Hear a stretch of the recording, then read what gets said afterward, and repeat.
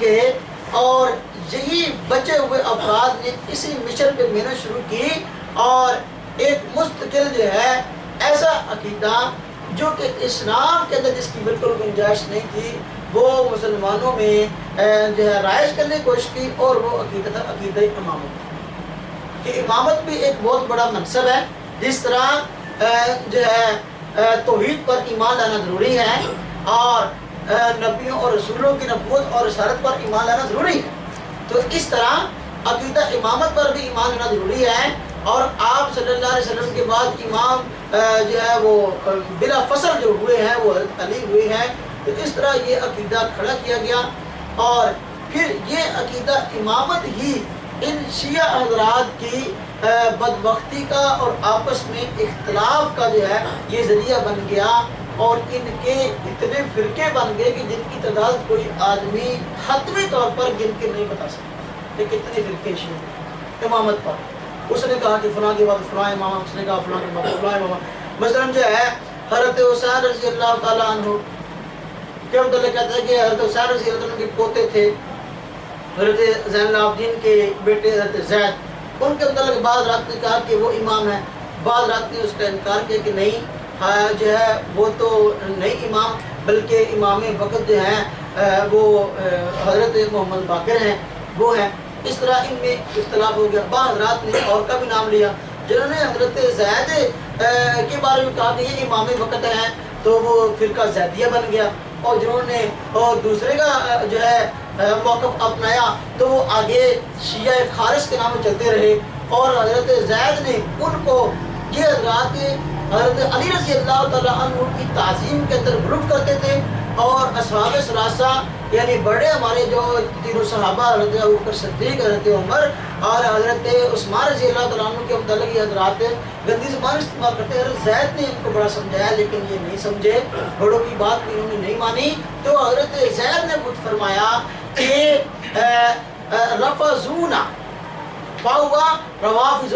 کہ یہ ہمیں چھوڑ گئے اور یہ چھوڑنے والے ہیں۔ مطلب یہ ہے کہ جب انہوں نے ہمارے موقف کو میری بات کو چھوڑ دیا، میں کہتا ہوں کہ اہل بیت کی شان میں غلو نہ کرو، لیکن انہوں نے اس بات کو نہیں چھوڑا اور غلو کرتے رہے اور حد سے بڑھ گئے، تو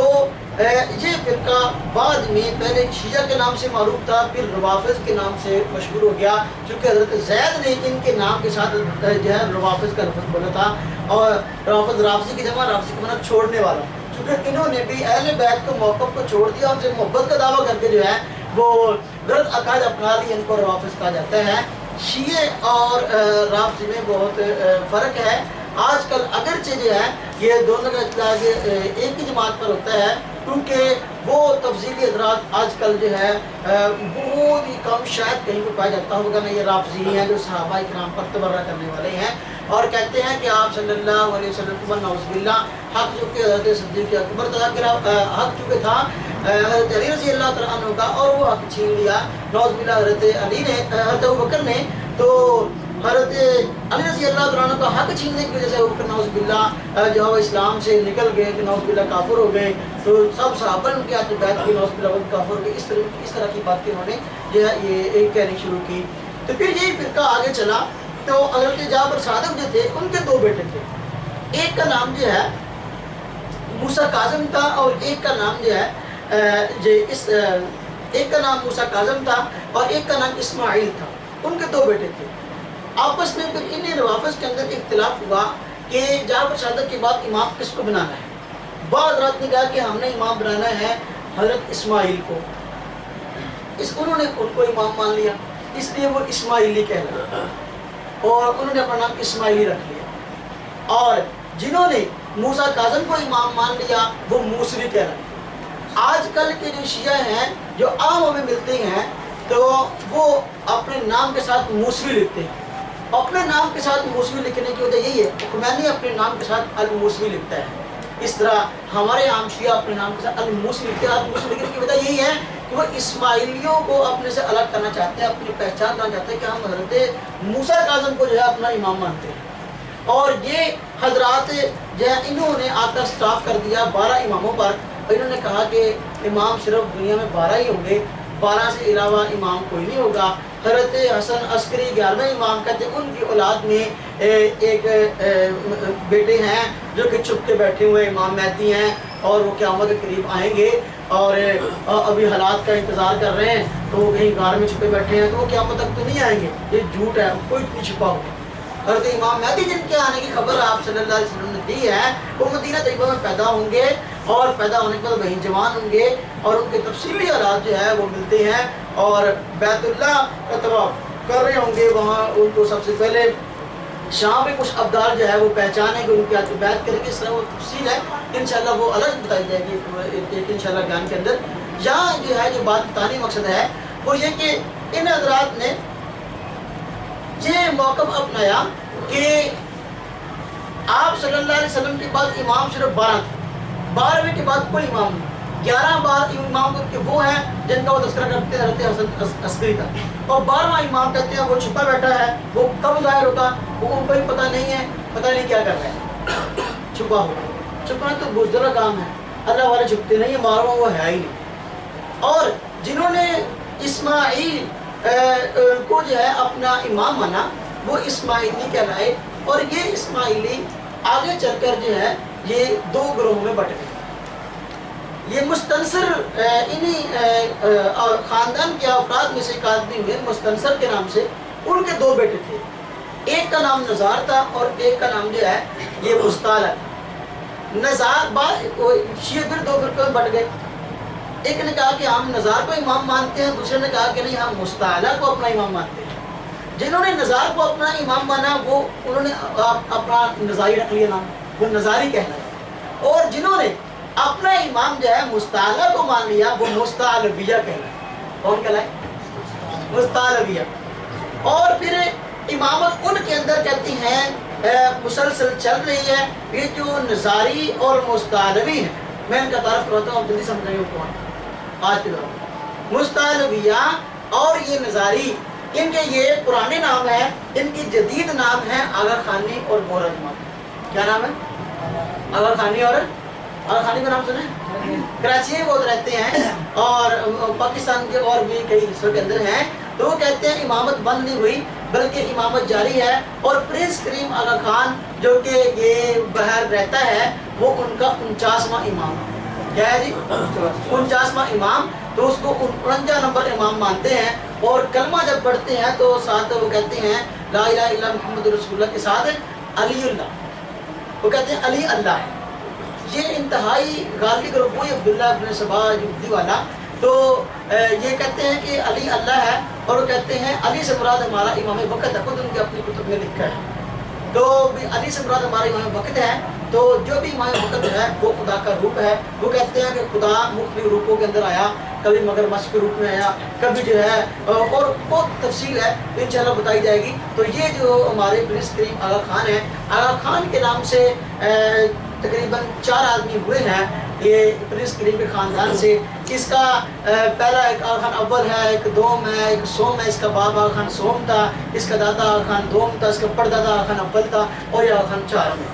تو اس طرح ان کا سلسلہ چلا۔ وہ جو مستعلویہ تھے وہ آج کے دور میں بوہرا جماعت کے ساتھ تعلق رکھتے ہیں اور اپنے آپ کو بوہری کہتے ہیں، اور ان کی وضع قطع جو ہے آپ نے اگر دیکھنی ہو تو ان کی وضع قطع بالکل ہمارے جیسے سفید کپڑے پہنیں گے اور سر پہ ٹوپی رکھتے ہیں۔ آپ کو ٹوپی سر پہ ان کی علامت یہ ہے بوہریوں کی، کراچی میں بہت زیادہ ہیں، یہاں تو کم ہیں، اب بڑی یہاں بھی ٹوپیاں عام ہو گئی ہیں، پتہ نہیں وہ لوگ ہیں یا شوق سے لینے شروع کر دیے۔ تو اس طرح کی ٹوپی ہوتی ہے، اس پہ جو ہے گولڈن کلر کا تلا لگا ہوتا ہے، ٹوپی اس طرح کی سخت ہوتی ہے اور اس کے اندر گولڈن کلر کا تلا ہوتا ہے، وہ ان کی اپنی جماعت کی علامت ہے، اور کراچی میں ان کے علاوہ اور کوئی نہیں پہنتا۔ یہاں کسی نے جہالت کی وجہ سے پہننے شروع کر دی تو الگ بات ہے، ہو سکتا ہے کہ وہ لوگ یہاں بھی موجود ہوں، تو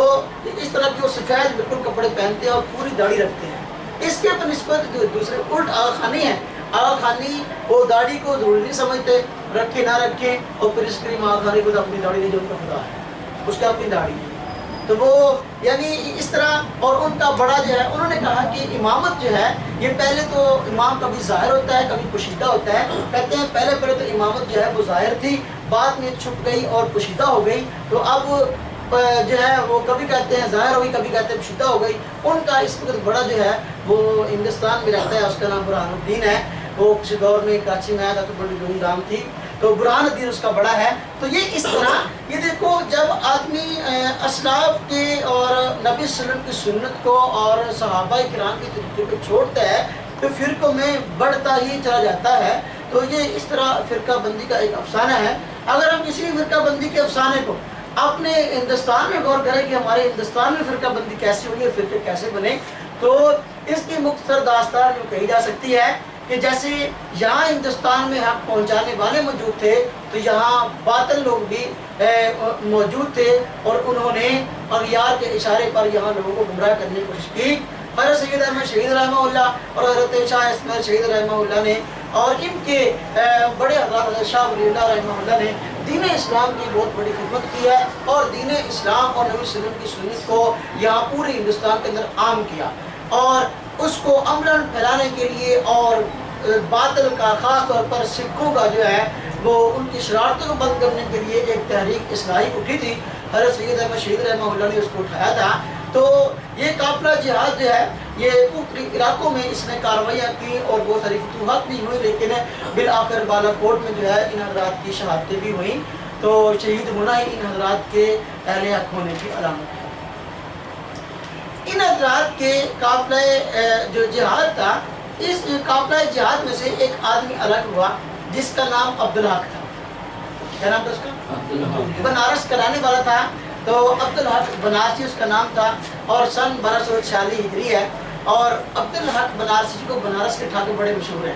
تو وہ بھی ٹھاکر تھا. اس نے سب سے پہلے ہندوستان میں یہ بات کہنی شروع کی کہ جو ہے نعوذ باللہ صحابہ کرام کے متعلق زبان درازی کی، اور کہنے لگا حضرت علی رضی اللہ تعالیٰ عنہ کے ساتھ حضرت عائشہ لڑی، اور اگر توبہ نہ کی ہو تو مرتد مری، اور نعوذ باللہ حضرت عائشہ رضی اللہ تعالیٰ عنہ کے متعلق زبان درازی کی، اور بھی کئی صحابہ کرام کے خلاف جو ہے یہ زبان درازی کی. جیسا کہ کتاب کشف الحجاب میں لکھا ہے کہ حضرت سید احمد شہید رحمہ اللہ نے اس کو اس ایسے ہی نظریات کی بنا پر الگ کر دیا اور اپنے قابل سے الگ کر دیا، جدا کر دیا کہ تیرا ہم سے کوئی تعلق نہیں. جس طرح حضرت جس طرح کہ حضرت حسن بصری نے واصل بن عطا کو الگ کر دیا، ایک تدر ہم سے جدا ہو گیا، تو حضرت سید احمد شہید نے اس کو جدا کر